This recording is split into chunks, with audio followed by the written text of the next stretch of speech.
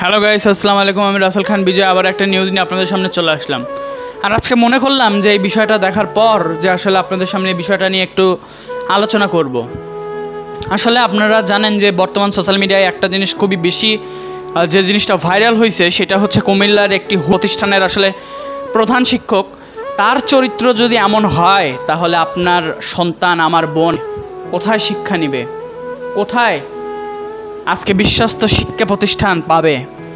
আজকে এই সমস্ত কিছু মানুষ, ভণ্ড মানুষের জন্য আসলে প্রত্যেকটা প্রতিষ্ঠান, প্রত্যেকটা শিক্ষকের তাদের কিন্তু আসলে প্রতিনিয়ত তাদের কিন্তু আসলে সম্মানহানি হচ্ছে। ধর্মীয় একটি জায়গার দাখিল মাদ্রাসায়, আমরা যেটাকে আলিম মাদ্রাসা বলি, সেই মাদ্রাসার একজন প্রধান সুপার যিনি, শিক্ষক যিনি, তিনি কিন্তু একটা মেয়েকে, আপনারা জানেন একটা মেয়েকে না, সেই প্রতিষ্ঠানের যে এখন যে বর্তমানে আসল রহস্যগুলো আসছে উঠে, যে সে কিন্তু আসলে একের পর এক প্রতিনিয়ত বিভিন্ন মেয়েকে কিন্তু আসলে অশ্লীল কথাবার্তা বলা এবং অশ্লীল ব্যবহার করা এবং খারাপ ব্যবহার করা কিন্তু তার একটা মানে প্রত্যেক দিনের একটা রুটিন ছিল। আসলে এই ধরনের কিছু ভণ্ড মানুষের জন্য, এই ধরনের কিছু খারাপ মানুষের জন্য কিন্তু বর্তমানে বাংলাদেশের যে ভালো যে শিক্ষা প্রতিষ্ঠানগুলো আছে, ধর্মীয় যে প্রতিষ্ঠানগুলো আছে, সব শিক্ষা প্রতিষ্ঠানের শিক্ষকদের কিন্তু আসলে এই ধরনের শিক্ষকের কারণে কিন্তু আসলে অনেক মান সম্মানে কিন্তু ক্ষতি হচ্ছে এবং বিশ্বস্ততার যে একটা জায়গা সেটি কিন্তু এ ধরনের কিছু খারাপ মানুষের জন্য কিন্তু আসলে ভালো যারা শিক্ষক আছেন, শিক্ষক আমাদের মা বাবার মতো, সেই শিক্ষকদের প্রতি কিন্তু এখন আমাদের শিক্ষার্থীদের আস্থার যে জায়গাটা সেটি কিন্তু এখন ধীরে ধীরে বিলুপ্তির পথে। তো চলুন আরও এই বিষয়ে কথা বলবো, তার আগে একটু সেই গোপন যে ভিডিওগুলো সেগুলো আপনাদেরকে একটু দেখিয়ে নিয়ে আসি।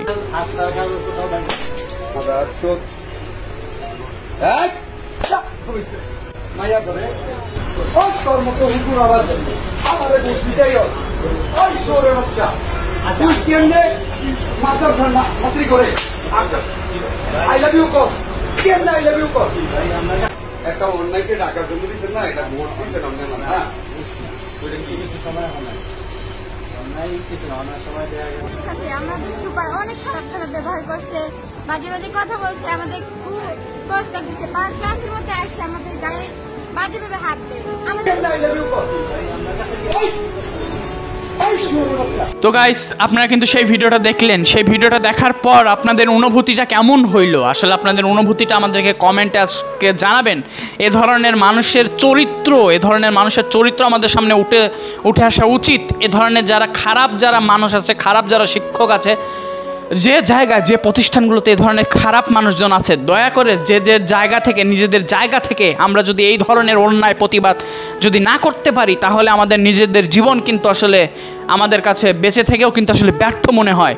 তো এই ধরনের যারা খারাপ মানুষ আছে আমরা চেষ্টা করব তাদের মুখোশটা উন্মোচন করার জন্য, তাদের মুখোশটা এই জাতির সামনে তুলে ধরার জন্য, যেন করে এই ধরনের মানুষের শাস্তি দেখে বর্তমান সময়ে আমাদের যে শিক্ষক যারা এই ধরনের কর্মকাণ্ডে লিপ্ত হতে চাচ্ছেন, তারা এই ধরনের শাস্তি দেখে, তারা এই ধরনের মানে তার সাজা দেখে আর আজকের পর এই খারাপই আর করতে কখনোই সাহস করবে না।